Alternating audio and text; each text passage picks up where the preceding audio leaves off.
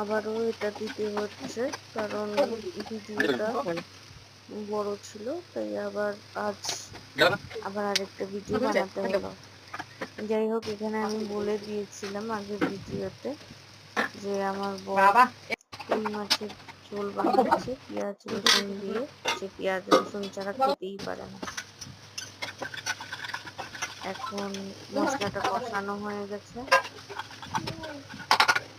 এখানে আগের ভিডিওতে আমরা দেখিয়েছিলাম কই মাছের তরকারি, কিন্তু আগের ভিডিওটা বড় হয়ে যাওয়ার জন্য আবার আরেকটু জায়গা যেটা ছিল ওইটা দেখানোর জন্য আবার ভিডিও করা হচ্ছে।